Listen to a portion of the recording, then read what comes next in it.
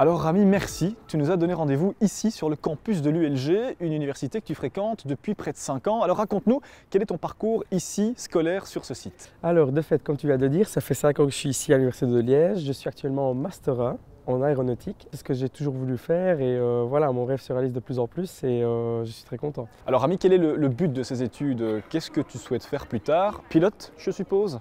J'ai pas encore l'opportunité de faire pilote d'avion parce que ces études permettent plus à aller dans une boîte où on est plus dans la mécanique de l'avion, donc tout ce qui est moteur et tout ça. Mon but c'est d'abord d'être diplômé, de réussir mes études et je réfléchirai après et on verra. En 5 ans d'université, j'imagine que tu t'es aussi créé tout un réseau amical, tout un réseau d'amis ici sur ce site. Oui, de fait, en 5 ans, je me suis fait quand même pas mal de copains, mais en fait ce qui a été facile, surtout c'est qu'en sortant de l'école, il y a eu quand même pas mal de copains à moi qui étaient avec moi à l'école, qui font les mêmes études que moi, donc en ingénieur. Maintenant on est un petit peu éparpillés partout parce qu'on ne fait pas tous la même option.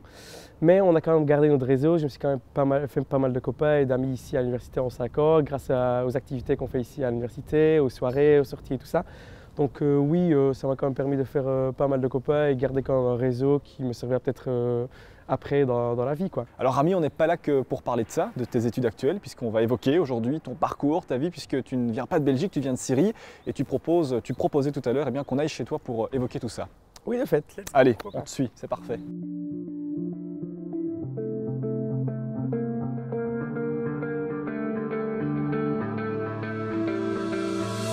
Alors Rami, on a quitté l'ULG, on est ici chez toi dans le village de Stambert, à quelques kilomètres, même pas, nous sommes dans l'entité de Verviers. Alors tu es arrivé ici un petit peu après ton arrivée en Belgique en 2015, c'est ça? Exactement, donc je suis arrivé en fait en septembre 2015 et dès mon arrivée j'ai dû aller à l'office d'étranger et on a eu quand même un petit souci parce qu'on était arrivé un vendredi soir, donc il était déjà 18 h, donc le bureau était fermé.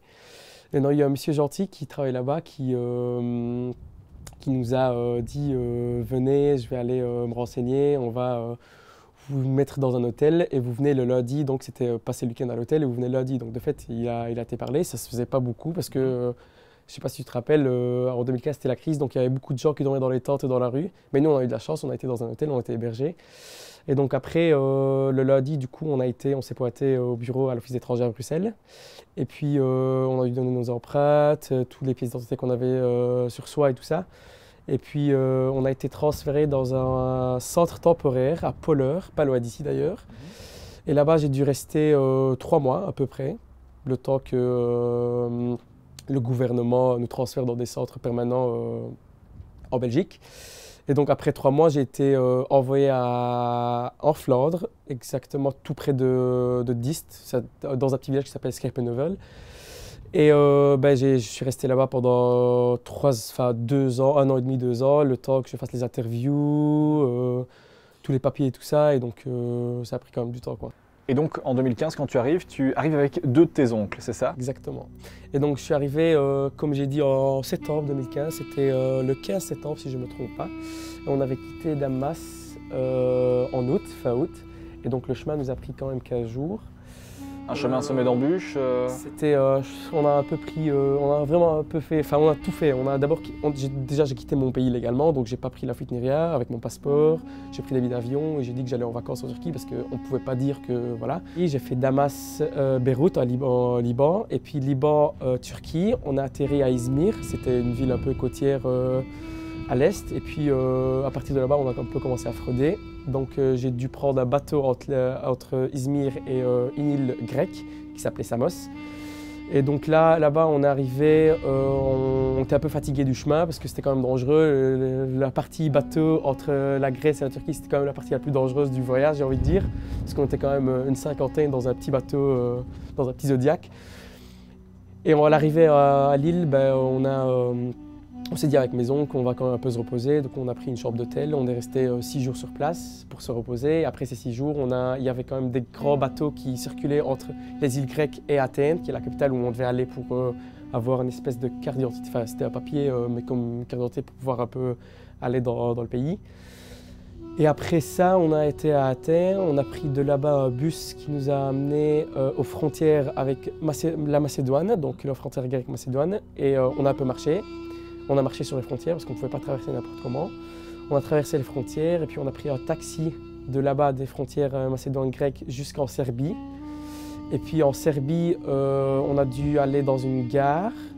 On a pris un bus pour aller jusqu'à Belgrade et du Belgrade, on a dû contacter des gens pour nous faire traverser les frontières entre l'Hongrie et la Serbie parce qu'à l'époque, l'Hongrie fermait les frontières, ils ne laissaient pas passer tout le monde. C'était vraiment la date, enfin, je crois que c'était la fin parce qu'à un moment, les gens passaient et à partir du 15, je ne sais pas quelle date c'était, mais c'était vraiment le dernier jour où ils laissaient passer. Après, ils ont bloqué.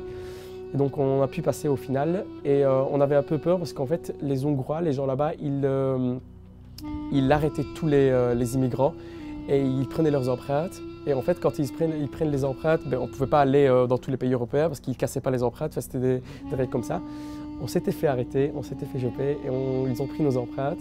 Enfin non, ils n'ont pas pris nos empreintes, ils ont mis dans un petit cabinet, dans un petit caravane avec plein d'autres gens. Et on est resté là-bas pendant à peu près 4-5 heures et au final, ils nous ont libérés, ils n'ont rien fait. Et du coup, on avait pris un train après qui a fait Hongrie-Autriche. En Autriche, on est resté une nuit. Et puis après, j'ai repris le train, j'ai fait Autriche-Augsbourg en Allemagne, Augsbourg-Dortmund et Dortmund-Belgique. Et donc, je suis arrivé en Belgique 15 jours après, quoi. Alors Rami, pourquoi la Belgique? Honnêtement, au début, quand on a quitté la Syrie, la Belgique, ce n'était pas notre destination. C'était l'Allemagne, comme un peu tout le monde.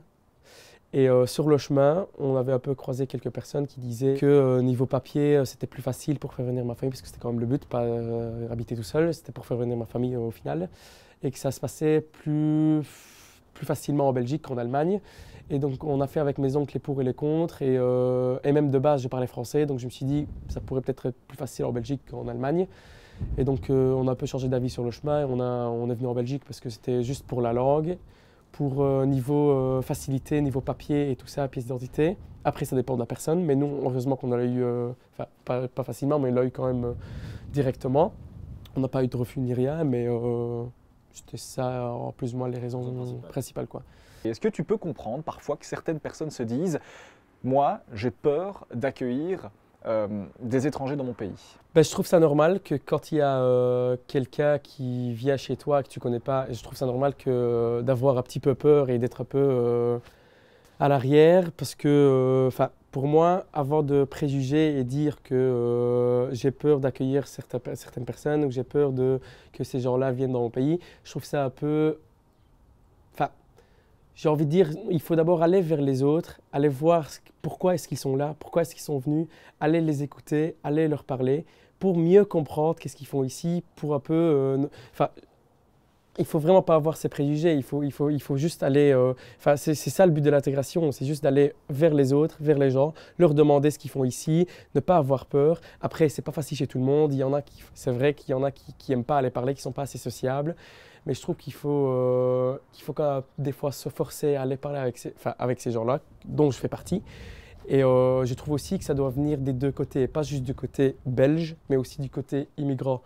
Il faut que les deux côtés aillent l'un vers l'autre, quoi. C'est ce que je veux dire. Et c'est vrai que ça ne se passe pas toujours comme ça et que c'est dur pour certaines personnes. Et je peux comprendre. Aller vers les autres, moi j'ai envie de dire. Il faut vraiment aller parler et savoir ce qu'il en pense, quoi. C'est la crainte, passer la barrière. Exactement, passer la barrière. On rentre et on évoque encore rapidement ta vie à Damas et les amis que tu as aussi un peu partout en Europe maintenant.